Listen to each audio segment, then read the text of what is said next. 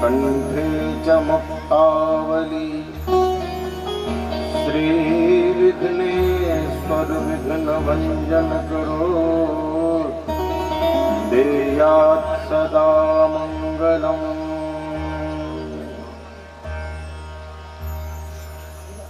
हंसासीनां सरोजाक्षीं ज्ञान विज्ञानवर्धिनीं वचसामीश्वरीं वन्दे शारदां भक्तवत्सलाम्। गुरुर्ब्रह्मा गुरुर्विष्णु गुरुर्देव महेश्वरः गुरुः साक्षात् परब्रह्म तस्मै श्री गुरवे नमः। हस्ते क्षमालां गिरिकृष्णतत्त्वं जिह्वाग्रभागे वरराममन्त्रं यन्मस्तके केशवपादतीर्थं शिवं महाभागवतं नमामि। नमामि गंगे तव पादपङ्कजं सुरासुरैर्वन्दित दिव्यरूपं भुक्तिं च मुक्तिं च ददाति नित्यं भावानुसारेण सदा नराणाम्। लङ्केशगर्वशमनं दमनं विपूर्णां रुद्रावतारमनिलात्मजमाञ्जनेयम्। श्रीराम सेवक मनंत बलम कपींद्रम। इस आयोजन के मुख्य सूत्रधार आस्था मंच के सभी पदाधिकारियों को, सभी यजमान परिवारों को, श्रद्धा से पधारे आप सभी श्रोता बंधुओं को, श्रद्धामयी माता और बहनों को, मंच पर विराजमान विद्युत ब्राह्मणों को, प्रिय आत्मन संगीतज्ञ बंधुओं को भगवान भाव से मेरे और मेरी व्यासपीठ के सादर प्रणाम।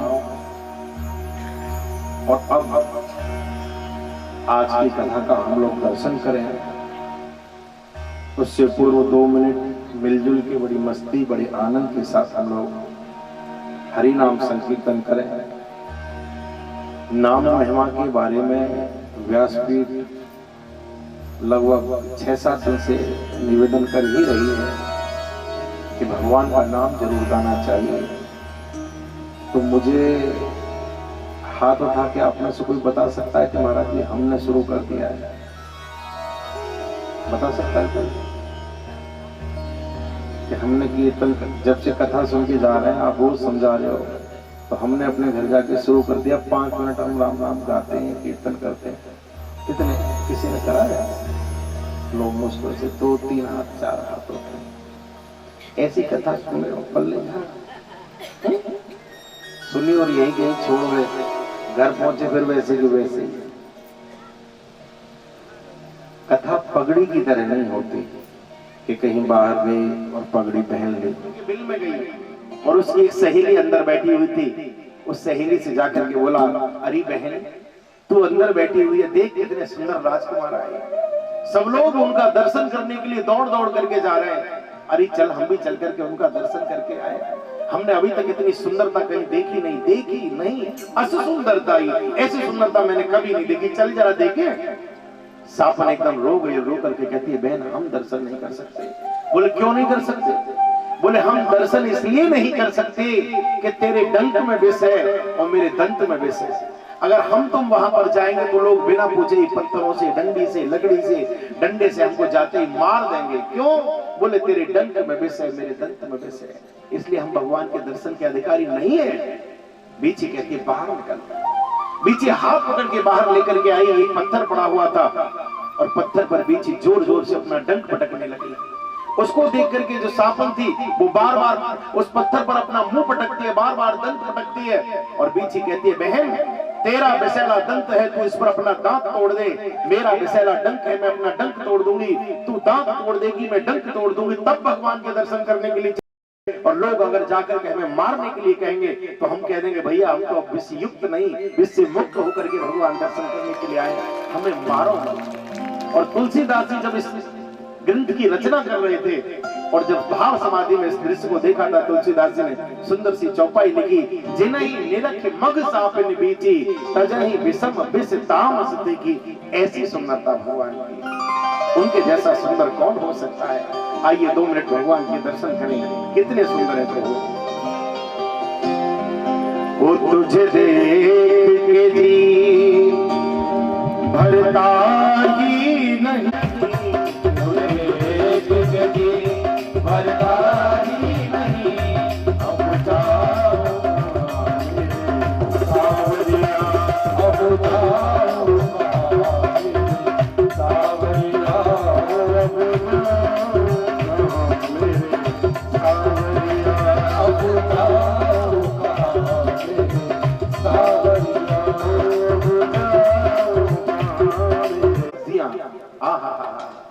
सबके सब इसको प्राप्त हो गई हो, गदगद हो गए, प्रसन्न हो गए। क्या बात है, आनंद में झूम गए सबके सब। कंदमूल फल भर भर दोना, चले रंग लूटन जन सोना। कंदमूल फल भर भर दोना, चले न बेटी धर आवे, करहे जोहार है तो घर आए। प्रभु ही विरोध है अति अनुरागे, प्रभु है विरोध है अति अनुराग। शुद्ध फूल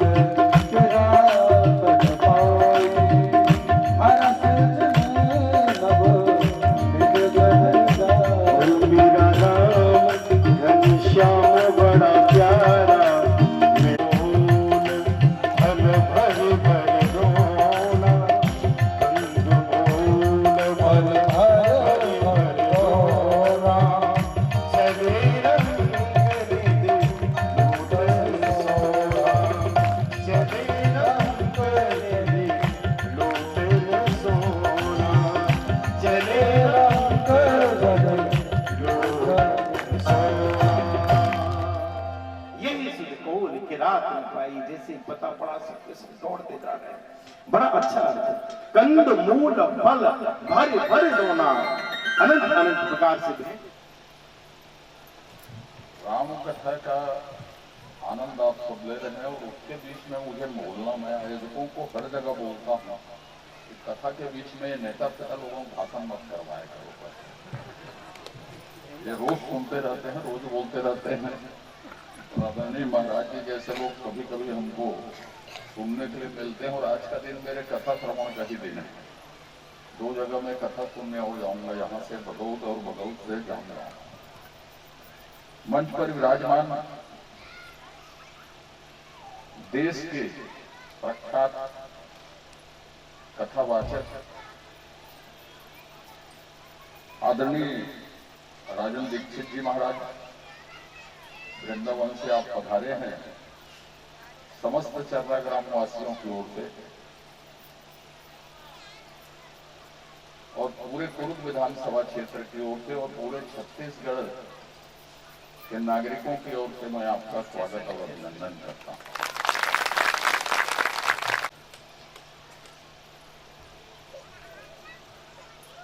भारत देश की हो, हमारे सनातन धर्म संस्कृति परंपरा की हो, या उस क्षेत्र में जहां आप लोग अपने वचन से उस जगह को नैमिषारण्य बना देते हैं, ऐसे तीर्थ क्षेत्र बन जाते हैं तो उसकी महिमा वो पूरे देश दुनिया में प्रख्यात हो जाती है। मैं जिस भूमि में खड़ा हूं और जिस प्रदेश में रहता हूं, मैं कुछ बातें कहूंगा और मेरी आपसे अपेक्षा होगी कि आप कहीं भी कथा कहें तो जरूर हमारे इस नवोदित राज्य की, इस कुरुद विधानसभा क्षेत्र की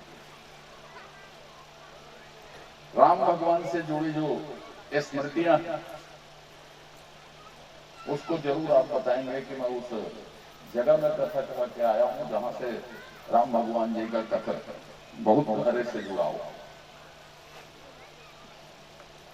आदरणीय महाराज जी, छत्तीसगढ़ का पुराना नाम दक्षिण महाकोशल, छत्तीसगढ़ का पुराना नाम महाकांता, छत्तीसगढ़ का पुराना नाम दंडकारण्य,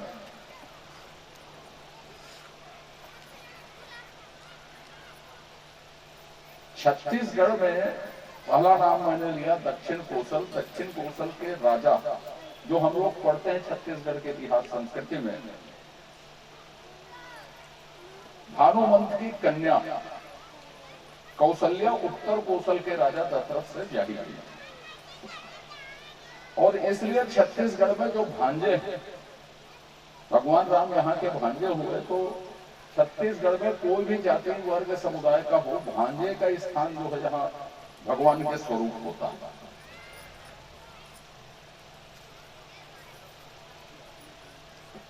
कुरुद या धमतरी जिला में जहां खड़ा है, कुरुद इधर से जाए तो कुलेश्वर महादेव वनवास काल में माता सीता के हाथ से बनी हुई मानी जाती है। कुलेश्वर महादेव जिस गांव में स्थित है, ऊपर चढ़े तो लोमस ऋषि का आश्रम है। बात मैथोलॉजी की है, मैंने धार्मिक इतिहास की है, वो सही हो या गलत उस प्रमाण में हम नहीं पढ़ते, पर तो हम तो अपनी जमीन की गौरव गाथा गाते हैं, अपने मातृभूमि की गौरव गाथा गाते हैं। उत्तरकांड में वर्णित, मैं तो यही कहूंगा कि काकभूषण जी और लोमस जी की जो वार्ता हो रही थी और गरुड़ जी का यदि संदेह मिटा तो कुरुद में लोमस ऋषि के आश्रम में मिटा। मैं तो हमेशा यही कहता और एकमात्र लोमस ऋषि का आश्रम है। अब इधर से हम बढ़ते हैं जहां से दंडकारण्य शुरू होता है, इस कुरुद से ही शुरू होता है। मेघा मगल मोहंदी से जो जंगल शुरू होता है तो भद्राचलम तक ये जंगल जाता है।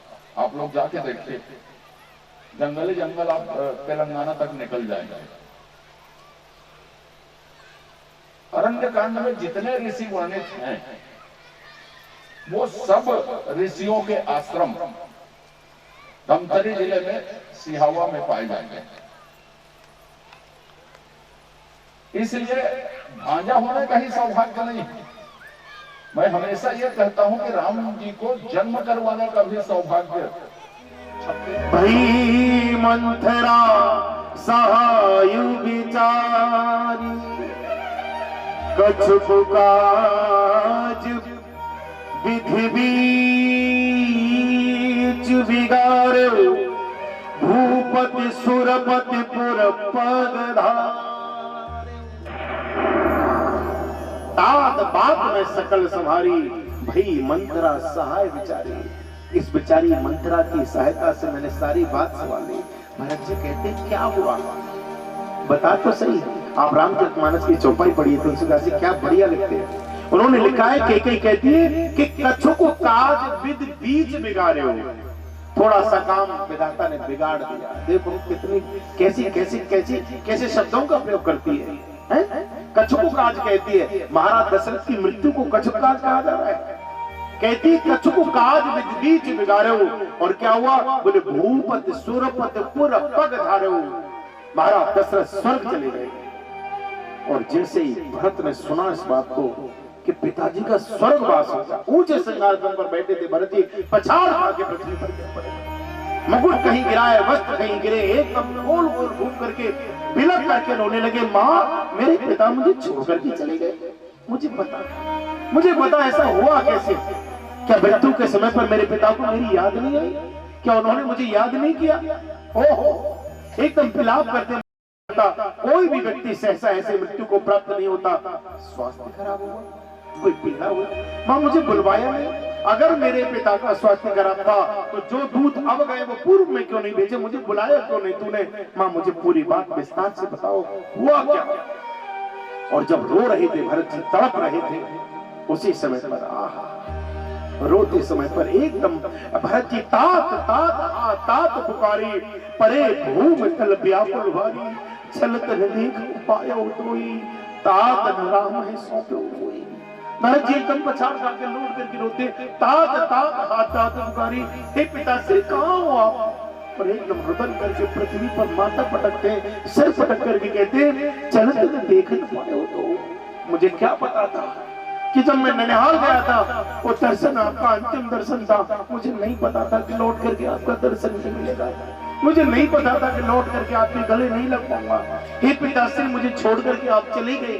और एक सबसे बड़ी बात भरत जी कहते हैं रो करके बोले तात न राम है सौंपे। बड़ा भाई बाप की तरह हुआ करता है। अगर आपने अपनी छत्र छाया मेरे सर से हटा ली तो मुझे कम से कम मेरे दूसरे बाप के हाथ में सौंप के तो जाते, कह के तो जाते राम आज से भरत तेरा हुआ, मैं तुझे सौंप करके जाता हूँ। लेकिन मुझे अनाथ करके चले गए, मुझे रघुनाथ की शरण में छोड़ करके नहीं गए। तात राम है सौंपे मुई, मुझे अनाथ करके चले गए। एकदम जब पृथ्वी पर पछाड़ खा के भरत जी बार बार रुदन कर रहे थे, बिलक रहे थे, उसी समय कई को लगा कर इसके प्राण न चले जाए, कहीं कोई ऐसी घटना न घटित हो जाए कि भरत के प्राण न चले जाए। एक दौड़ करके आई, दोनों हाथ पकड़ लिए, पुनः उठाया है कई ने और पुनः एक स्थान पर बैठा दिया। भरत ध्यान धारण करो, भरी पूरी उम्र थी राजा की, एक दिन सबके पिता को जाना होता है। भरत इस प्रकार से रुदन करना शोभा नहीं देता, ये ठीक नहीं है मेरे लाल। अरे मैया तू कैसी बातें करती है? वो कोई सामान्य नहीं थी, मामू असामान्य थे। मेरे पिता जैसा तो त्रिलोकी में किसी का पिता हो ही नहीं सकता। धर्म से धर्म धुरंधर गुण निधि क्या नहीं, ऐसा तो पिता तुम्हारा जन्म नहीं लेगा। माँ कैसी बातें करती है? मैं अनाथ हो गया, मुझे रघुनाथ को सौंप करके क्यों नहीं? मुझे बुलाया क्यों नहीं? हुआ क्या? मुझे पूरी घटना सुना। ऐसे तो प्राण नहीं जाएंगे। कैसे बीमार हुआ? स्वास्थ्य ठीक नहीं था, कोई चोट लग गई, हुआ क्या बताओ? के कहती पहले तू सावधान होके बैठ, तब बताती हो। भरत बैठे और के एकदम पास आके कहती है ओ आदि उठे सब आपन करनी कुटिल कठोर मुदित मन बरनी। आप देखो तो सही, अगर किसी माँ का बेटा उसके सामने रो जाए तो माँ का कलेजा निकल के बाहर आ जाता है। अगर किसी माँ का बालक गिर जाए तो माँ के प्राण निकल जाते हैं। अगर किसी माँ के बच्चे को जरा सी चोट लग जाए, पूरी रात माँ सो नहीं पाती। बच्चे को जरा सी पीड़ा हो जाए, माँ उससे ज्यादा कष्ट पाती है, माँ को नींद नहीं आती है। और केकई मुदित, एकदम मुदित मन से, कुटिल कठोर मुदित मन वृत्ति, होठों पर मुस्कुराहट है केकई के, और पूरी कथा सुनाती भरत आई और कहा, सुनो भरत, सांझ समय सानंद लगे। एक दिन सांझ के समय महाराज दशरथ बड़े प्रसन्न होकर के मेरे भवन में आए और मुझे आकर के महाराज ने संदेश दिया, ये केकई, मैं कल राम का राज्याभिषेक करने वाला हूँ, मैं राम का तिलक करने वाला हूँ, मैं राम को युवराज पद देने वाला हूँ, राजपद देने वाला हूँ। और जब इस बात को सुना तो मैंने उनसे बस इतना मांग लिया, भरत हे राज, मैंने वो राज तिलक तेरे लिए मांग लिया। ओ जब ऐसा बोला जा रहा था, जब ऐसी बात कही जा रही थी, एकदम भरत जी का मुंह फटा का फटा रह गया, आंखें फटी की फटी रह गई। एकदम केकई का मुंह देखने लगे, ये क्या बोलती है, ये क्या बोले जा रही है। केकई कहती है, मैंने भरत तेरे लिए राज्य अभिषेक की, उनसे याचना कर दी, वरदान मांग लिया अपना। और जब भरत इस बात को सुन रहे थे, भरत कुछ बोल नहीं पा रहे थे, अपलक देखे जा रहे थे, क्या क्या कहती है। और केकई कहती है, मैंने मांग लिया भरत हे राज राम वनवासु, मैंने तेरे लिए राज मांग लिया और 14 साल के लिए राम को वनवास मांग लिया, राम का वनवास करा दिया।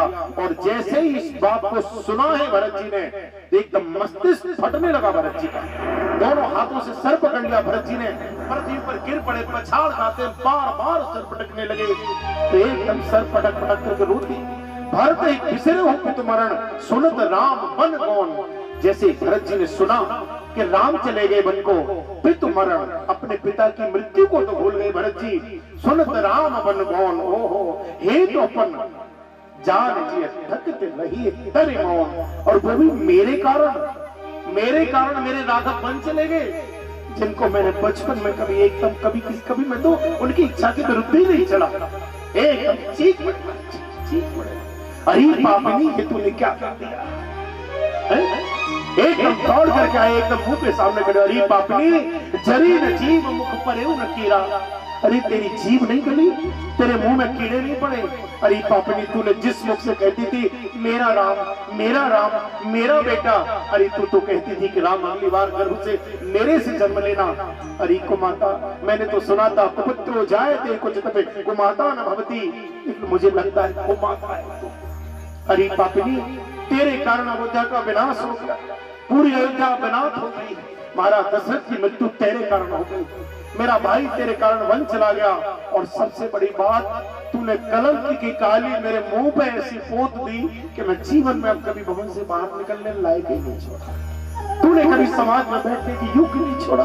अरे पापिनी अगर यही सब करना था तो मुझे जन्म देते ही क्यों नहीं मार डाला, तूने जीते जी मेरे जीवन को नरक बना दिया।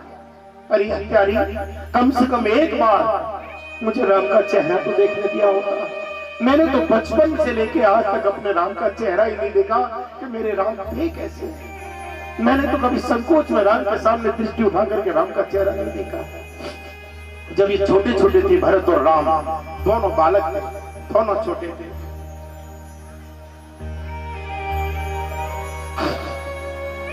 पालने में जब दोनों बच्चे लेटते थे, नीचे खेलते थे, तो राम और भरत बिल्कुल एक जैसे थे। भरत राम की ही मनमारी, सहसा लख न सके नर नारी, बिल्कुल एक जैसे लगते थे देखने में भरत और राम, बिल्कुल कोई पहचान नहीं पाता।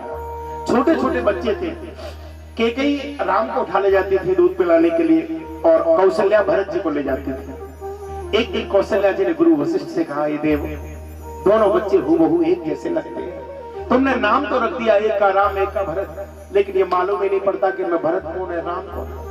वो राम को ले जाती है, मैं भरत को ले आती हूँ, मुझे पता ही नहीं पड़ता इनमें राम कौन है, कुछ पहचान तो बताओ। आप ध्यान से सुनना, कौशल्या जी कहती है कोई पहचान तो बताओ, और तब वशिष्ठ जी कहते हैं देवी दोनों बच्चों को बैठते हुए खेलते हुए देख लेना, जब सामने वाले बच्चे की दृष्टि सामने वाले बच्चे के मुख पर हो, जब सामने वाले बच्चे की दृष्टि सामने वाले बच्चे के मुख पर हो तो समझ लेना देखने वाला बालक राम है, और जब सामने वाले बच्चे की दृष्टि सामने वाले बच्चे के चरणों पर हो तो समझ लेना कि देखने वाला बालक भरत है। भरत यही बात कहते हैं, अरे पापिनी, मैंने तो जीवन में कभी राम का चेहरा नहीं देखा, कम से कम एक बार मेरे भाई का मुख तो देखने दिया होता। उससे पहले तू उन्होंने वन में भेज दिया। ये तूने क्या कर दिया? मेरे मुख पर तूने ऐसी काली पोत दी, ऐसा कलंक लगा दिया, ऐसी काली पोत दी। अब जीवन में भरत कभी भवन से बाहर जाने योग्य छोड़ा ही नहीं। चरी न तेरी जीभ नहीं गली, तेरे मुख में कीले नहीं पड़े, तुझे लज्जा नहीं आई? अरे मेरा बूढ़ा बाप कैसे तेरे सामने यातनाएं भोग रहा होगा, प्रार्थना कर रहा होगा, कितनी मन्नतें की होंगी, कितने हाथ जोड़े होंगे तेरे, कितनी खुशामदें की होंगी, लेकिन अरे पापनी तू अडिग होकर के बैठी रही और तू अपने बरदानों से टस से मस में ही नहीं। भरत जी कहते मेरा मन करता है तेरे प्राण लेना। एकदम दौड़ करके आए और हाथ बढ़ाना चाहते थे, लेकिन फिर हाथ रोक दिया, एकदम रुक गए।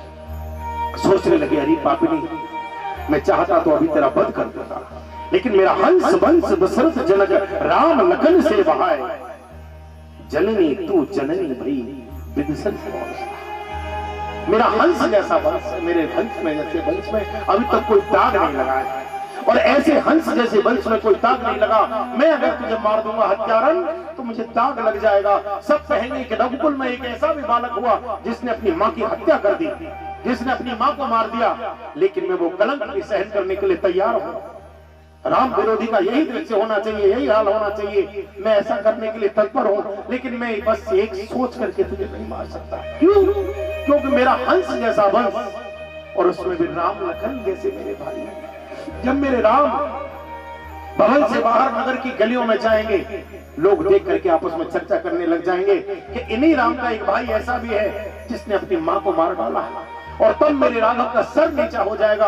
और ये भरत अपना सर कटा सकता है, लेकिन अपने राघव का सर नहीं झुका सकता। इसलिए मैं तुझे मार नहीं सकता। जननी तू जननी भई बिन सन कछुत बसाए, तू अपनी मां की तरह हो गई हत्यारन।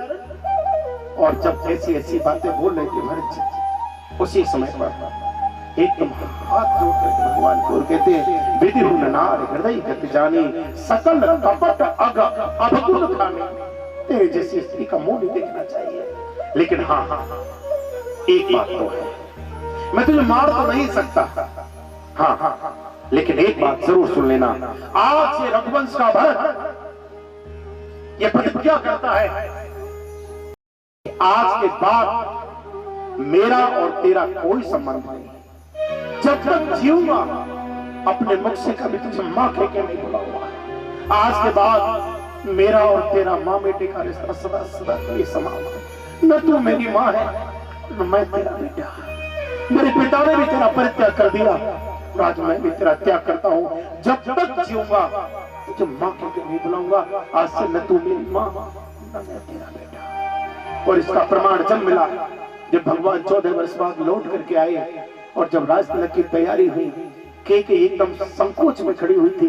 भगवान ने भरत की ओर दृष्टि उठा करके देख करके कहना चाहते थे भरत के करेगा। भरत ने हाथ जोड़ दिए, चरणों में गिर पड़े और चरणों में गिर करके कहा प्रभु आपकी आज्ञा पालन न करने का जो भी मुझे दंड मिले मैं भोगने के लिए तैयार हूं। जन्म जन्मांतर युग युगांतर कल्प कल्पांतर अगर मुझे नरक में भी रहना पड़े तो मैं नरक में भी रहूंगा, लेकिन अब इसको मां नहीं कहूंगा। मेरे मुंह से मां शब्द इसको नहीं निकल पाएगा, जिसके कारण आप बन गए मेरा पिता चला, मैं नहीं भूल सकता।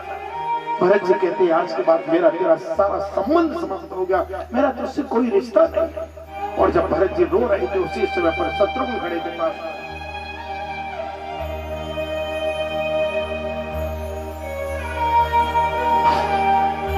शत्रुघ्न देख लिया कि जो कुछ भी कलाकारी है, जो कुछ भी कृत्य हुआ है, ये मंथरा ने किया है। एकदम दौड़ करके गए, केस पकड़ लिए मंथरा के, पादप प्रहार किया, घसीटने लगे भवन में। और जब घसीट रहे थे उसी समय पर दौड़ करके भरत जी आगे नहीं भाई इसको मत मारो। भरत दयानिधि दीन छुड़ाई कौशल्य बहके। भरत जी ने दौड़ करके छुड़ा दिया, नहीं भाई तो इसको मारने से क्या होगा, इसका क्या दोष। अरे कभी तो अपनी में जो उसकी बातों में आकर के ऐसा कृत्य कर बैठे, इसको मारने से क्या फायदा होगा। और सत्यता में देखा जाए शत्रुघ्न अब इसको मारने की जरूरत नहीं, मर तो हम गए जीते जी मेरे भाई। लेकिन अब इस केके के भवन में रुकने से मुझे ऐसा लग रहा है जैसे मेरा शरीर अग्नि से जल जाएगा। मुझे तत्काल कौशल्या के भवन में लेकर के चलो। शत्रुघ्न ने हाथ पकड़ लिया भरत जी का और कौशल्या के भवन के बाहर आकर के भरत जी खड़े हुए। कौशल्या के भवन में तेल के कड़ाव में महाराज का मृत शरीर पड़ा हुआ था। वशिष्ठ इत्यादि बैठे हुए हैं और उसी समय पर भरत जी का आगमन हो जाता है। जैसे ही दहलीज में भरत आकर के खड़े हुए कौशल्या के भवन के द्वार पर एकदम करुण क्रंदन करते हुए बोले मां, और जैसे ही आकर के कहा मां, बूढ़ी कौशल्या जो मूर्छित अवस्था में थी और जैसे ही कानों में ध्वनि गई मां, कौशल्या को ऐसा लगा जैसे राम आ गया, मेरा राम आ गया। एकदम खड़ा होना चाहती थी, खड़ी नहीं हो पा रही। दासियों ने पकड़ा है, दासियों का सहारा लेकर के बाहर भवन के द्वार पर आई। द्वार पर आकर के क्या दृश्य देखा कि भरत जी लेटे हुए,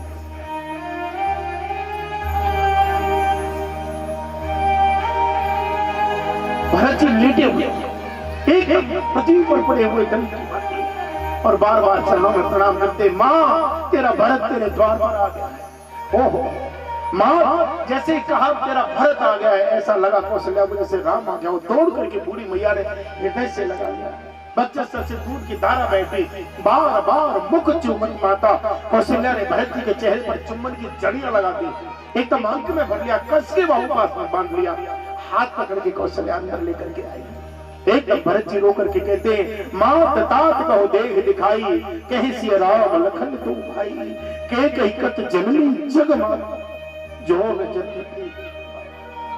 हे मां, मुझे पिताश्री का दर्शन कराओ। मेरे राम कहाँ है, जानकी मां कहाँ, मेरा लक्ष्मण कहाँ है?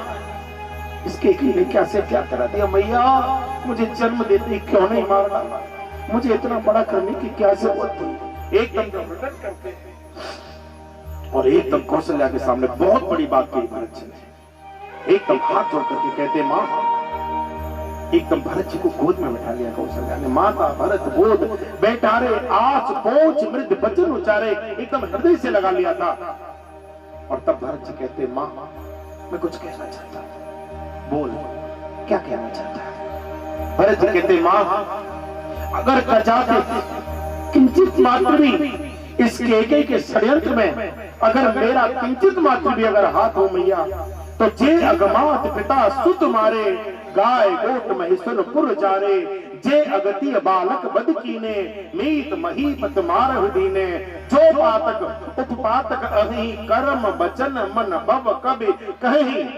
हे मां, अगर इस षड्यंत्र में किंचित मात्र भी तेरे भरत का अगर सहयोग हो, तो मां जो हत्या, जो पाप बाल हत्यारे को लगता हो, जो पाप ब्रह्म हत्यारे को लगता हो, जो पाप गौ हत्यारे को लगता हो, जो पाप ब्राह्मणों की बस्ती उजाड़ने वाले को लगता हो, मैया संसार के जितने भी पाप है वो सब के सब पाप मुझे आकर के लग जाए, अगर इसमें मेरा किंचित मात्र कोई भी सही हो।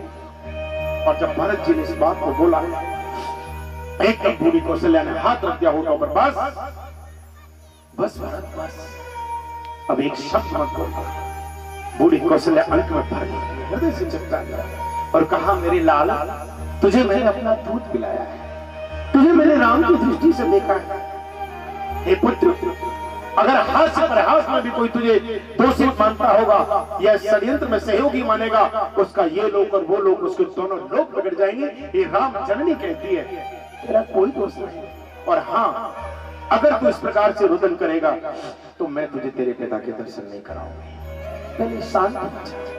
एक तो बूढ़ी कौशल्या भरत को पकड़ के पार्थिव शरीर के पास लेके, तेल के कड़ाव में महाराज पड़े हुए थे, मृत शरीर महाराज का, अनंत अनंत प्रकार की सुगंध युक्त वस्तुएं रखी हुई है और महाराज को तेल में पड़े हुए देख करके भरत जी रुदन छूट गए कौशल्या के हाथ से, पिचाड़ करके पृथ्वी पर गिर गए और रुदन करने लगे, लेटने लगे। मैया ताप हाथ बढ़ते हुए दिखाई, मेरे पिता से कहो, उनसे कहो कि इनका भरत आया है, इनसे कहो कि उठ करके मुझे हृदय से लगाए, इनसे कहो कि मुझे आशीर्वाद दे। हे मां, इनसे बोलो एक बार मुझे अपने हृदय से तो लगाए। देखो ये लेटे हुए, ये उठते नहीं, मां इनको बोलो ये उठे, मुझे हृदय से लगाए, अन्यथा मैं भी प्राण छोड़ दूंगा।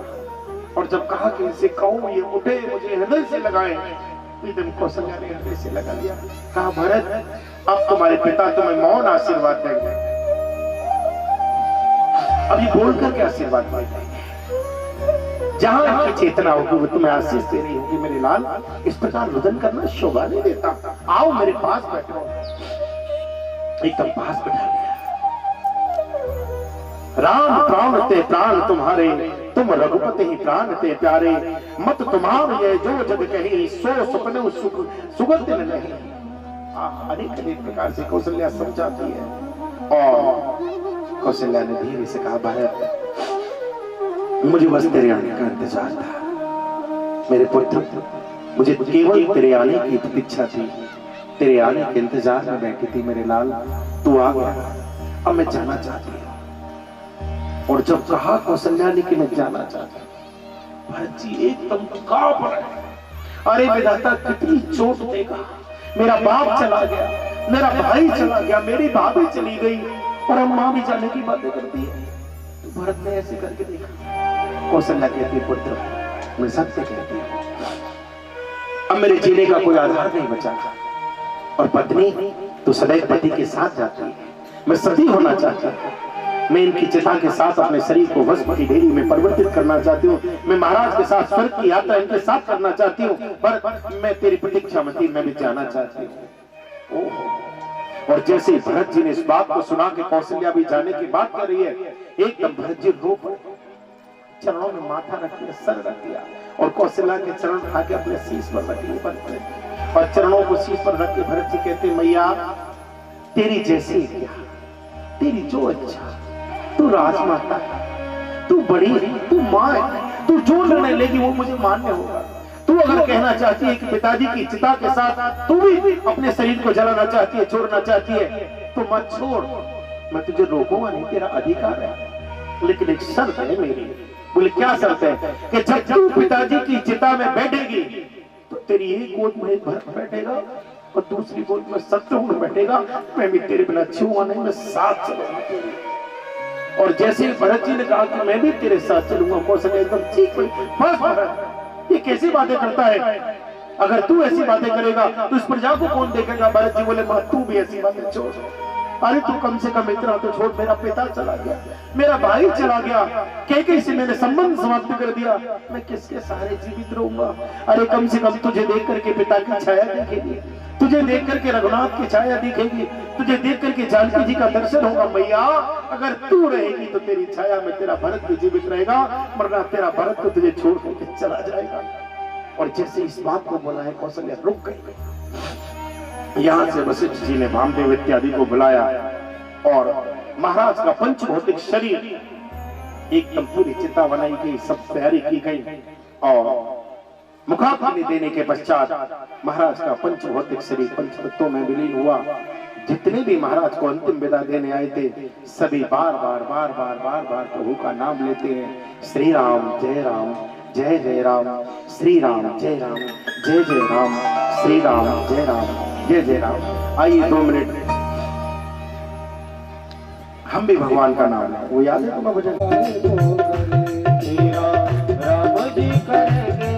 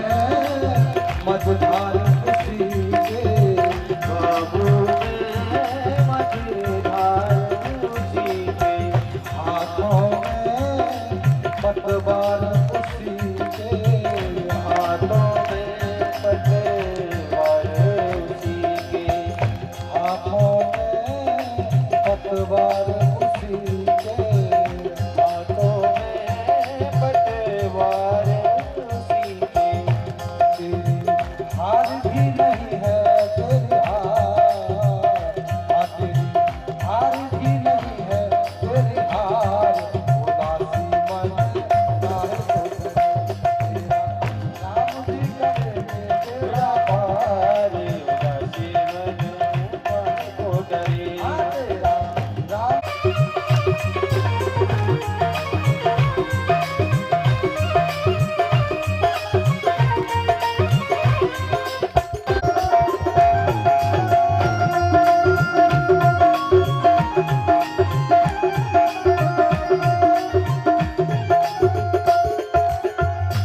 चोरी सौंप तुझे को एक बार उदासी मन तार को राम जी करे तेरा पार पितृ भरत कीन जस करनी सो मुख लाख जाए नहीं बढ़ने। भरत जी ने कोई कमी नहीं छोड़ी, कोई कमी नहीं छोड़ी। जो जो उनकी मुक्ति के निमित्त हो सकता था वैसे तो वो मुक्त ही थे। जिसके घर में ब्रह्म बालक बन के आया हो तो वैसे भी मुक्त है, उसको क्या जरूरत किसी वस्तु की। लेकिन भरत जी अनेक अनेक प्रकार से प्रत्येक क्रिया को करते हैं और क्रियाओं को करने के पश्चात भरत जी को वशिष्ठ जी अनेक अनेक प्रकार से समझाते हैं। सुनो भरत भावी प्रबल बिलख कही मुनिनाथ हानि लाभ जीवन मरण यश अपयश विदे भरत। अनेक अनेक प्रकार से समझाते हैं। सोचनीय नहीं दशरथ वो सोचने योग्य नहीं। अगर सोचना है तो सोचिए विप्र जो वेद विहीना तज निज कर्म विषय लय लेना। सोचिए निमित्त जो नीत न जाना जेहि न प्रजा प्रिय प्राण समाना। सोचिए वैसु कृपण धनवानो जो न अनंत सुगति सुजाना। अनेक अनेक प्रकार से वह समझाते हैं। और अब आज राम के वनवास के बाद भगवान तो चित्रकूट में है, दशरथ जी जा चुके हैं। एक लंबे समय के बाद महाराज की अनुपस्थिति में अयोध्या में राजसभा में सभी लोग उपस्थित होते हैं। तीनों माताएं कौशल्या केकई सुमित्रा श्वेत वस्त्र धारण करके प्रथम बार आकर के बैठी है। गुरु वशिष्ठ बैठे हुए हैं, पूरी प्रजा है, समस्त मंत्री गण बैठे हुए हैं। और जिस सिंहासन पर सूर्य के समान महाराज दशरथ बैठा करते थे उस सिंहासन पर महाराज दशरथ का मुकुट रखा हुआ है। भरत जी पीतांबर पहने थे और पीतांबर को ऐसे लेकर के भरत जी एकदम घूमट डालते थे। पीतांबर में भरत जी मुंह छुपाए बैठे, एकदम चुप करके भरत जी बैठे। सब लोग अपनी अपनी बातें कहते हैं। भरत वशिष्ठ निकट बैठारे नीत धर्ममय वचन उचारे। प्रथम कथा सब मुनिवर वर्णी कई कई कुटिल कीन जस करनी। पूरी कथा सुनाते हैं वशिष्ठ जी। लेकिन कहत राम गुणशील स्वभाव सजल नयन पुल के मन राव। भरत जी का रोना, वशिष्ठ जी का रोना नहीं रुक रहा है। और धीरे से कहा सुनो भरत अनुचित उचित विचार तज जो पालय पितु बैन ते धाजन सुख सुजस वसु अमर बनाए। भरत उचित और अनुचित का विचार का परित्याग करके केवल अपने पिता की आज्ञा का पालन करो पुत्र और इस राजगद्दी पर बैठ जाओ मेरे लाल। अब तुम इस राजगद्दी को सुशोभित करो। और जब कहा वशिष्ठ जी ने कि राजगद्दी पर बैठ जाओ और अगर तुम्हें लगता है कि राघव को ही बैठना है तो ये विषय बात का है। जब राम आए तब उनको सौंप देना पुत्र, लेकिन तब तक तुम बैठो, ये रिक्त नहीं रखा जा सकता। अभी भरत जी चुप थे, कुछ बोल नहीं रहे, एकदम शांत थे। लेकिन जब वशिष्ठ जी की बात को सुनने के बाद में भरत जी कुछ बोले नहीं तो कौशल्या खड़ी हो गई और अपने सिंहासन से बूढ़ी मैया उतर करके आई है धीरे धीरे। और जहां भरत जी नीचे मुंह करके बैठे हुए थे वही भरत जी के शीश पर आकर के बूढ़ी मैया ने हाथ रख दिया।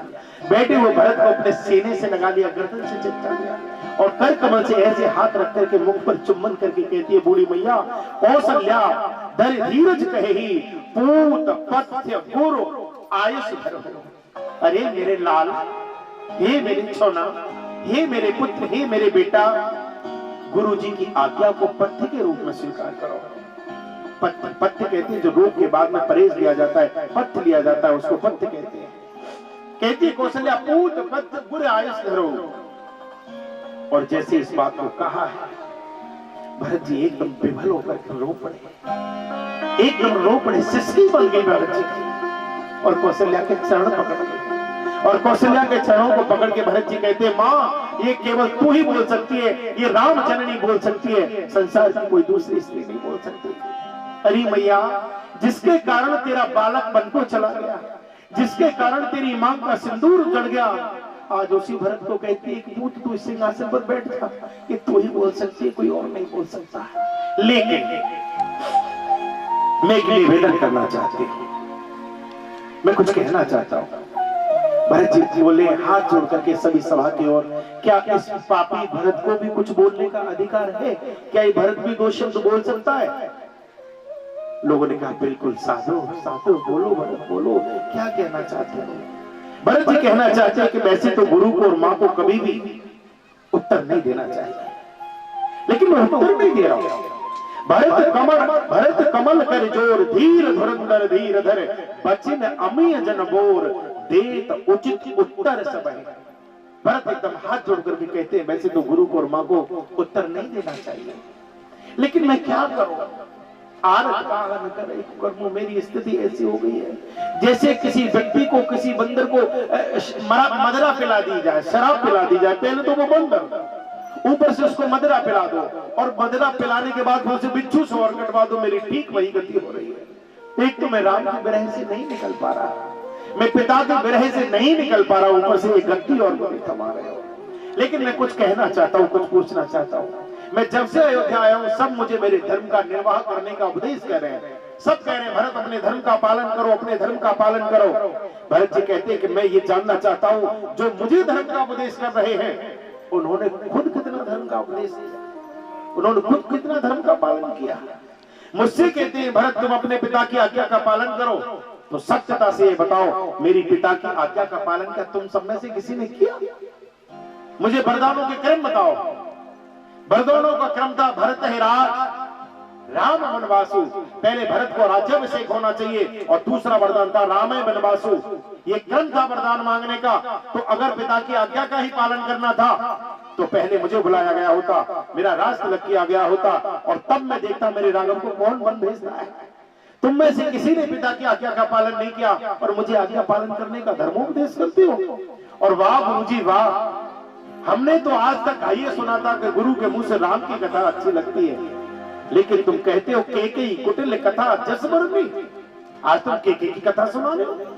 हमने सुना है कि प्रभु प्रसाद पट भूषण धरहि, पहले भगवान को अर्पित करो उसके बाद ग्रहण करना चाहिए, लेकिन आज तो उल्टा उपदेश कर रहे हो। तुम कहते हो कि पहले राज्य सुख तुम ले लो, और जब राम आ जाए तो उनको सौंप देना। क्या ये उचित है?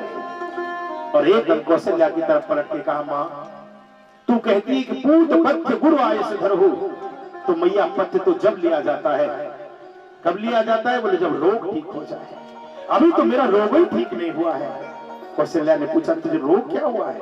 बोले मां मुझे रोग हुआ है, अहि कुरोग करे औषधि नाही, मुझे भयंकर रोग हुआ है। कैसा रोग? बोले कुरोग हुआ है। बोले कोई औषधि है? बोले हाँ है। क्या औषधि है? बोले चित्रकूट एक औषधि, चित्रकूट में एक औषधि है। बोले क्या हुआ? बोले देखे बिन रघुनाथ पद जीव की चरण न जाए। मैं जब तक राम जी के चरणों को नहीं देख लूंगा मैया, मेरे हृदय की जलन जाएगी नहीं। जब तक राम के चरणों से जाकर के लिपट नहीं जाऊंगा, तब तक तबता ही रहूंगा, चलता ही रहूंगा। क्या चाहते हो? भरत जी कहते राम दर्शन करना चाहता हूं, मैं राम को पुनः बुला करके लाना चाहता हूं। ये राज, ये गद्दी, ये सब कुछ मेरे राघव का है। मैं जानता हूं यद्यपि मैं अनभल अपराधी और मोहि करण सकल अपराधी, लेकिन तदप शरण सन्मुख मोहि देखी, छब सब करहि कृपा विशेषी। मैं जानता हूं कि मेरे जैसा कोई दूसरा अपराधी नहीं हो सकता, लेकिन फिर भी अगर मैं राम के पास जाऊंगा तो मेरे राघव मुझे क्षमा कर देंगे, मुझे हृदय से लगा लेंगे। और जब भरत जी ने कहा कि राम जी के दर्शन के लिए करने जाना है, सब लोगों ने जय जयकार करना प्रारंभ कर दिया। जय हो, जय हो, जय हो, भरत जी तुम्हारी जय हो, तुम्हारे जैसा कोई दूसरा हो नहीं सकता। सब प्रसन्न हो गए, सब गदगद हो गए और सभी लोग एकदम तैयारी में लग गए। एकदम ऐसा प्रतीत हुआ जैसे सबके प्राण वापस लौट करके आ गए हों। सभी के सब तैयारी करने लग गए और सब लोग अपने अपने रथों में बैठ करके भरत जी के साथ चित्रकूट की यात्रा के लिए चलते हैं। भरत चले चित्रकूट हो रामा राम को मनाने, राम को मनाने। भरत चले चित्रकूट निधान, सबके सब प्रसन्न होकर के जा रहे हैं। भरत जी नंगे चरण जा रहे हैं और कौशल्या के कहने पर भरत जी पुनः रथ में आकर के बैठ जाते हैं। भरत जी जब रथ में बैठे हैं, समस्त जो भी साथ थे सब प्रसन्न होते हुए जा रहे हैं। बार बार देख भरत कर सील सने हो, वहां निषाद ते समय विदे हो।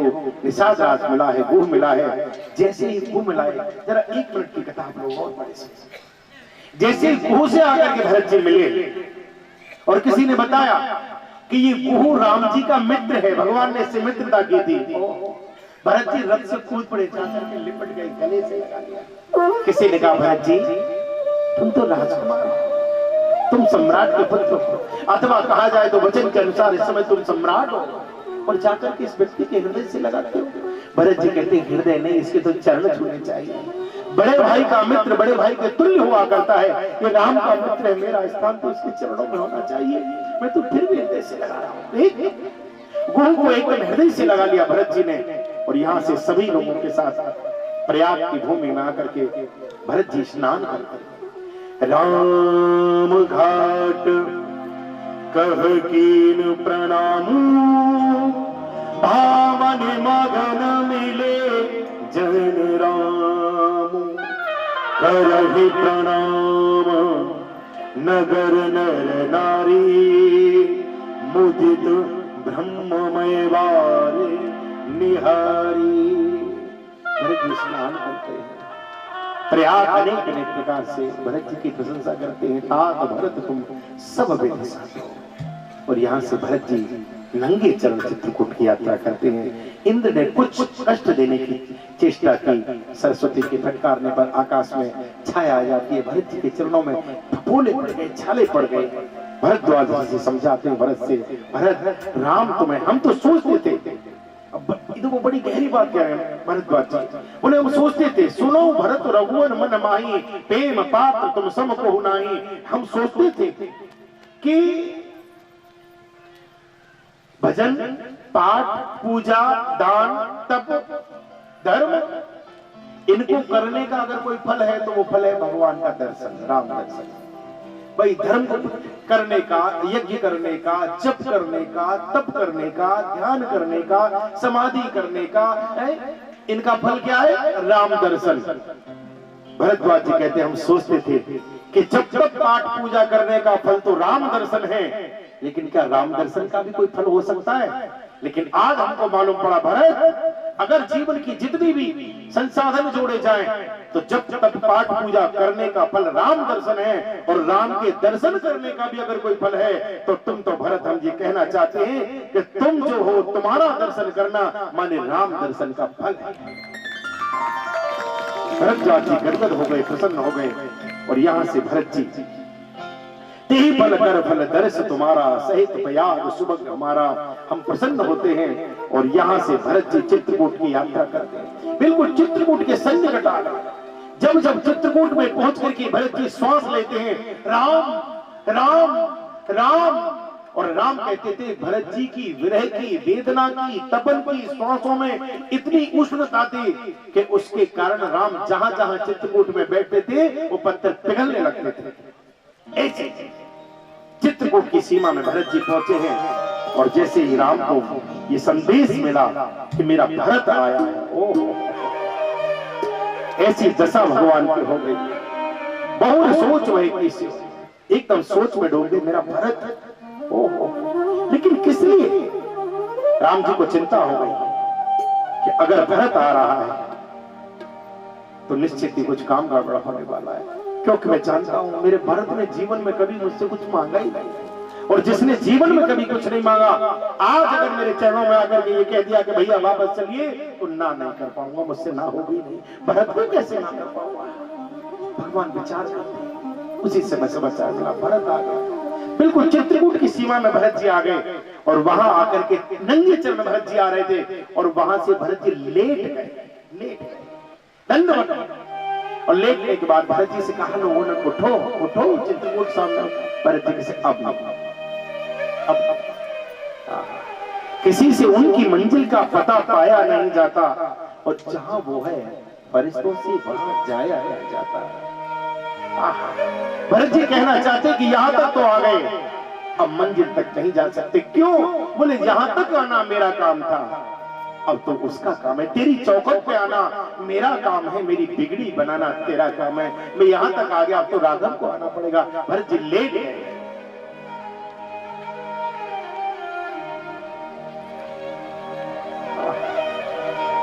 किसी से उनकी मंजिल का पता पाया नहीं जाता, किसी से उनकी मंजिल का पता पाया।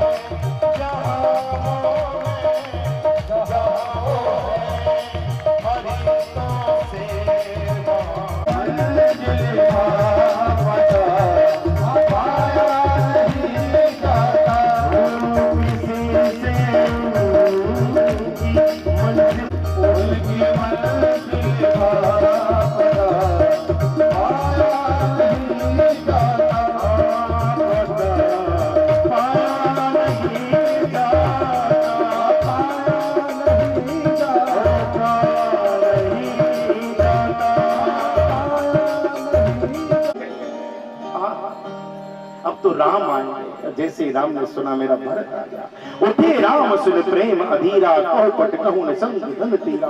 एकदम दीवानों की तरह, कहीं मुकुट गिरा है, कहीं वस्त्र गिरे, कहीं कुछ। यही दशा द्वारकाधीश की हुई थी सुदामा के आने पर, और राघव ने आकर के भरत जी को हृदय से लगा दिया। एकदम पाऊ पास एकदम इतना कस के हृदय से लगा है कि लोग देखते रह गए।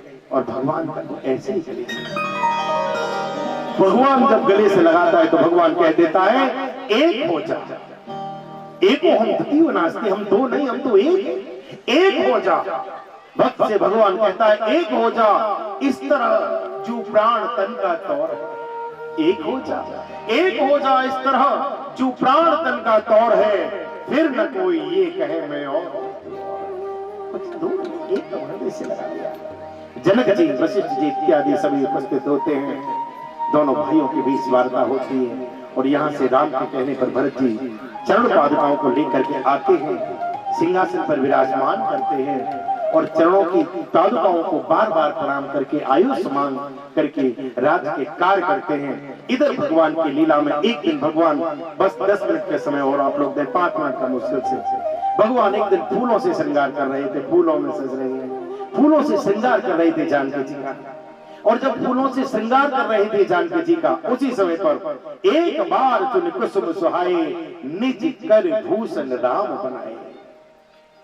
आहा, राम जी ने अपने हाथों से फूलों के आभूषण बनाए और जानकी जी के गले में पहना दिए, हाथों में पहना दिए। श्रृंगार कर रहे हैं भगवान, बालों में बार बार जगह जगह पुष्प चयन कर रहे प्रभु, लगा गुच्छों को लगा रहे। ध्यान से सुनना। अच्छा, इसी समय पर एक घटना घटित हो गई। राम जी चित्रकूट में जानकी जी का श्रृंगार करते हैं और उसी समय पर एक घटना घटित हो गई। सीत ही पहराए प्रभु सादर बैठे, फटक सिला पर सुंदर और सुरपत सुत धरे बाय बेसा, सठ चाहत रघुपति बल देखा।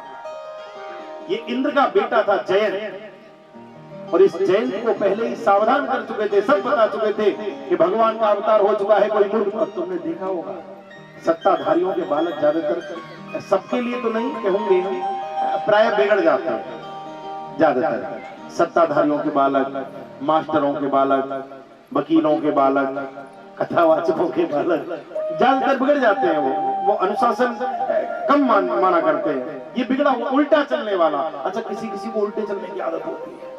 अगर आपने कहा कि ये मत करो तो वो उस काम को जरूर करेगा। एक आदमी था, उसकी पत्नी को उल्टा चलने की आदत है। वो बेचारा घर में कह के सुनो जी, बोले हाँ, बोले आज करेले बना लो, तो कल नहीं तो बने, तो मैं तो लौकी बनाऊंगी। और वो कहे बेचारा कि लौकी बनाओ, लौकी में तो दाल बनाऊंगी। उल्टी चलती थी। उससे अगर ये कह दिया तो आदमी ने ये नियम बना लिया, उसको जो खाना होता था उसका नाम नहीं लेता था, उसके विपरीत बोलता था, फिर वो वही बना देती थी। समय व्यतीत होता कि अब ऐसी स्त्री के साथ जीवन कैसे काटे, बेचारा बड़ा दुखी हो गया। एक दिन उसने मनी मन प्लान बनाया, बोले लाओ इसकी राधे राधे करा। तो बोला कि सुनो, बोले हाँ मैं हरिद्वार जा रहा हूँ गंगा जी नहाने, तुम नहीं जाओगे। और जैसे ही कहा कि तुमने ओ एकदम सब, मैं कैसे नहीं जाऊंगी, मैं तो तुमसे पहले जाऊंगी, कितने दिन हो गए बिना गंगा, मैं तो जरूर जाऊंगा। चल तैयारी कर ली, गंगा लेकर के आ गया, हर की पौड़ी पर ला करके खड़ा कर दिया, बैठ गए दोनों। तो बोला सुन, बोले हाँ, बोले जल की धारा बहुत तेज है, पानी बहुत ज्यादा है, जल बहुत ज्यादा है, सुन सीढ़ी पे ही बैठ के तू नहा ले, मैं चैन पकड़ के अंदर नहा लेता हूँ। तुम अंदर नहाओ, अगर मैं बाहर नहाऊंगी, मैं तो अंदर जाऊंगी। अब ये अंदर पहुंच गई और जब ये अंदर नहाने लगी तो उसने कहा सुन, बोले हाँ, चैन पकड़ के नहाना, चैन मत छोड़ना। और जैसे ही कहा चैन मत छोड़ना, मैं चैन कैसे छोड़ दूं? एकदम इसने कहा चैन नहीं पकड़ूंगा, लो मैं तो बिना चैन के नहाऊंगी। अब ये बिना चैन के ना, तो आदमी बोला अरे भगवान, चैन तो छोड़ दी लेकिन अंदर मत जाना, बहुत पानी है। अजी मैं तो अंदर जाऊंगी। और इतना कहना था, ये अंदर को जैसे घुसी और वहां तो जल भयंकर था, कब कब करते ये डूब गए। अब जैसे ही डूबी, लोगों में हल्ला हुआ, अरे मर गई, बचाओ बचाओ बचाओ बचाओ, अरे इसको रोको, अरे कोई रोको। तो ये आदमी चिल्लाया अरे रोको। तो वहां मल्लाह थे, तैरने वाले थे, तो वो एकदम भागे। अच्छा आप देखना ध्यान से, जल अगर ऐसे करके भाई करके जा रहा है तेजी से, और अगर कोई डूबने वाला यहाँ डूबता है तो वहीं तो निकलेगा जाकर के। तो जब ऐसे जल बह रहा था, ये डूबी तो मल्ला भागे ऐसे। तो वो आदमी बोला अरे रुको रुको रुको, उधर मत जाओ, उधर मत जाओ, उधर मत, इधर आओ, इधर आओ। तो मल्ला बोले क्या, वो इधर नहीं मिलेगी, बोले फिर, बोले इधर मिलेगी। तो मल्ला बोले पानी तो उधर जा रहा है, बोले सदा उल्टी चली थी, इधर भी उल्टी चली होगी। जैसे तैसे करके ढूंढ रहा है, उसकी लाश निकाल ली, लेकर के बेचारा मरघट पहुंचा। मरघट जाकर के उसने राम नाम सत्य करके जैसे तैसे चिता बना बनू करके पूरी तैयारी की और मुखाग्नि दी, अग्नि प्रज्वलित हुई, जैसे शरीर जला, चिता को परिक्रमा करके ये मुखाग्नि दे करके घर कपड़े झाड़ करके लौट करके आ रहा था मित्रों के साथ। 10, 15, 20, 50 लोग इसके साथ। इसका एक बहुत खास मित्र था, वो साथ चल रहा था। ये जब लौट करके आ रहा था, जैसे एकदम क्या हुआ, उसी समय आकाश में बिजली कड़की, एकदम भयंकर तेज बिजली आकाश में कड़की। और जैसे ही बिजली कड़की, एकदम जमीन पे लेट गया। इसने जमीन पर लेट करके ऐसे कर लिया। तो दूसरे मित्र ने कहा ये क्या कर रहा है तू? बोले लगता है पहुंच गई, लगता है पहुंच गई। तो दूसरे ने पूछा तो तुझे कैसे मालूम कि पहुंच गई? बोले यहाँ भी कड़क रही थी, वहां भी कड़क रही है, लगता है। तो किसी किसी की आदत होती है उल्टा चलने की, ये उल्टा ही चलता था। इसने देख लिया, बोलो हो श्रृंगार, और इसने परीक्षा का भाव जगा लिया। और भगवान परीक्षा से नहीं मिलते, प्रतीक्षा से मिलते। इसने क्या काम किया? कौए का भेष बना लिया, और कौए का भेष बना करके जानकी जी के चरणों में चंचू प्रहार करके एकदम उड़ करके ये चला गया। जैसे ही उड़ा, चोंच मार करके जानकी जी के चरण में रक्त की धारा फूट गई। भगवान उस समय श्रृंगार कर रहे थे, श्रृंगार करते करते जैसे देखा जानकी जी के, हरी जानकी रक्त, ये रक्त कैसे आया? बोले प्रभु वो जो कौआ है, वो जो बायस है, ये इसने, भगवान को आवेश आ गया। भगवान कहता है मेरा अपराध कर दो, निज अपराध को न काहू, अगर मेरा अपराध कर दोगे तो क्षमा कर दूंगा, लेकिन जो अपराध भगत कर करही राम रोष पावक सोच रही, उसको क्षमा नहीं कर सकता। भगवान ने एकदम एक सीख पड़ी थी, तो बाण कहां से लाते? वो सीख का ऐसे करके बनाया और ऐसे लगाया, और सीख सायक संधाना। जैसे भगवान ने बाण चलाया, प्रेरित ब्रह्म ओह मंत्र ब्रह्म सरधावा, चला भाज बायस अग्नि का बाण बन गया। और जो जयंत का बेटा था, जो जयंत था, जो कौआ बन के आया हुआ था, वो उड़ता हुआ भाग रहा था, और जैसे पीछे पीछे बाण आया अपने वास्तविक रूप में आ गया। और जयंत आगे आगे, इंद्र का बेटा आगे आगे, और बाण पीछे पीछे, अग्नि का बाण पीछे पीछे। एकदम दशा ये हो गई कि भागता जा रहा है, भागता जा रहा है, भागता जा रहा है, और काहू न बैठन कहा न होई। जैसे ही शंकर जी के कैलाश पर पहुंचा, महाराज मेरी रक्षा करो, राम का बाण पीछे पड़ गया है। शंकर जी बोले भूत प्रेतों से जल्दी निकालो इसको बाहर, अंदर नहीं आना चाहिए, बाहर निकाल दो। ये भाग करके ब्रह्मा जी के यहाँ गया, ब्रह्मा जी आप बचा लो, मुझे बचा लो, ये बाण। ब्रह्मा जी बोले जल्दी निकल बाहर, भाई काम खराब हो जाएगा।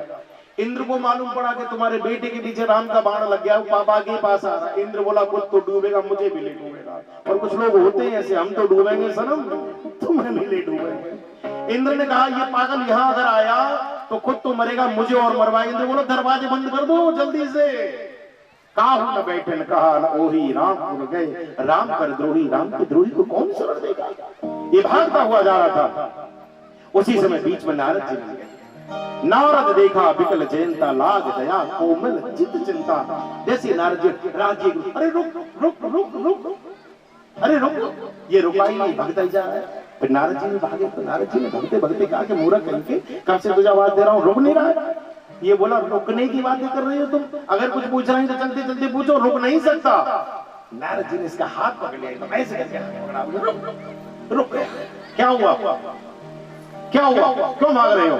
नारद जी ने पूछा क्या हुआ है? पसीने पसीने हुए जा रहे हो, और कहां से चले थे, कहां जा रहे हो?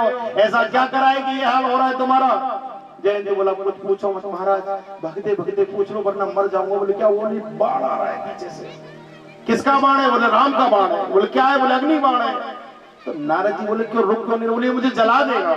नारद जी ने इसकी कस के नाक पकड़े, नाक पकड़ के हिला के बोले मूर्ख के बच्चे, अगर इस बाण को जलाना ही होता तो अब तक ये जलाने देता? ये बाण तुझे भागने देता? क्या राम का बाण किसी को भागने देता है? क्या राम के बाण से कोई बच सकता है? क्या राम का बाण इतना जगह तुझे देता है कि तू ब्रह्मलोक, शिवलोक, इंद्रलोक चला जाता?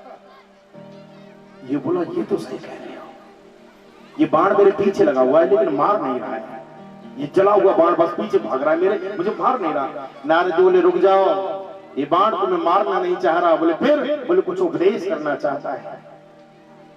जयंत बोला क्या उपदेश करना चाहता है? नारद जी ने कहा अगर तुझसे गलती हो भी गई तो जाकर के क्षमा मांग लेता। ये बोला मैंने क्षमा मांगी। बोले किससे मांगी? बोले मैंने इंद्र से मांगी, मैंने ब्रह्मा जी से मांगी, मैंने शंकर जी से मांगी। तो नारद जी बोले उससे कुछ नहीं होगा, जिसका अपराध किया है क्षमा उससे मांगनी चाहिए, जिसके अपराधी हो उससे क्षमा मांगो जाकर के। तो ये जयंत बोला गुरुजी, बोले हाँ आप ही चले जाओ ना, मेरी जगह क्षमा मांगाओ। नारद जी बोले तेरा दिमाग ठीक है कि नहीं, तू क्या करेगा? बोले मैं पबजी खेल लूं। अरे बोले मूर्ख कहीं के, चल खुद चल। तो बोला मैं चला तो जाऊंगा, लेकिन अब अगर क्षमा मांगने गया तो राम मुझसे ये पूछेंगे कि तुम पहले क्यों किया?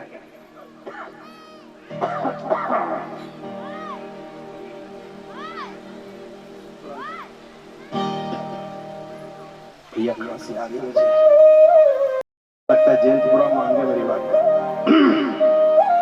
तो ये नारद जी से बोला कि महाराज, बोले हाँ, बोले क्षमा तो मांग लेंगे।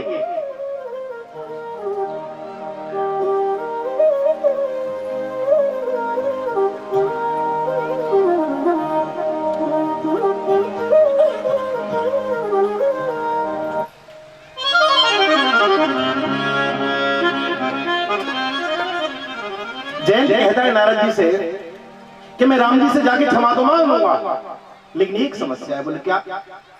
अगर उन्होंने मुझसे ये पूछा कि क्षमा मांगने पहले क्यों नहीं आए, तो मैं उत्तर क्या दूंगा? तो नारद जी हंस गए और हंस के नारद जी ने कहा, बेटा अगर वो पूछे कि क्षमा मांगने पहले क्यों नहीं आए, तो उनसे ये कह देना कि हम आपका प्रभाव देखने गए थे कि राम तुम्हारा प्रभाव कहां कहां तक है, तीनों लोकों में आपका प्रभाव देखने गए थे और आपका इतना प्रभाव है कि किसी ने शरण देने के नाम से दरवाजे बंद कर लिए, रात को सके राम कर द्रोही, ऐसा तुम्हारा प्रभाव है कि तीनों लोकों में तुम्हारा सुजस छाया हुआ है। जयंत बोला कि उन्होंने अगर ये पूछा कि पहले प्रणाम करने क्यों नहीं आए, तो तुम कहते हो कि कह देना कि आपका प्रभाव देखने गए थे, और अगर राम जी ने पूछ लिया कि प्रभाव तो तुमने देख लिया, अब क्यों आए हो, तो नारद जी कहते हैं कि कह देना कि पहले आपका प्रभाव देखने गए थे और अब आपका स्वभाव देखने आए। आपका स्वभाव कैसा है? अच्छा, स्वभाव कहूं सुनहु न देखा, आपका स्वभाव कैसा है? और यहाँ से जय चरणों में आके प्रणाम करता है और भगवान एकदम आनंदित हो जाते, क्षमा कर देते, एक नयन करे तजा भवानी। और यहाँ से आगे की कथा का दर्शन कल ठीक 1:30 बजे हम लोग करें। श्री राम की शरण जीवन सफल बनेगा, श्री राम की शरण, श्री राम की शरण, पापों की काली छाया जिसे छोड़ के तू आया, पापों की काली छाया जिसे छोड़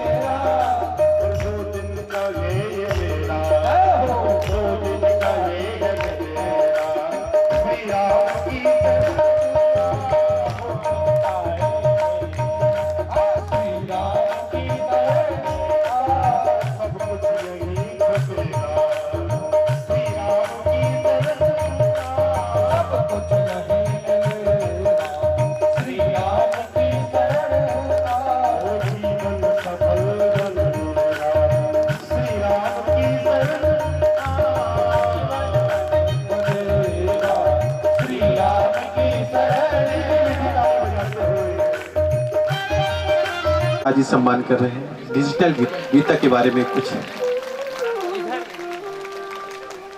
डिजिटल गीता है ये इनके बारे में विस्तार से बताया जाएगा। हाँ, जो मुझे जानकारी वो मैं बता देता हूँ, बाकी भैया और भैया बताएंगे। ये डिजिटल गीता है।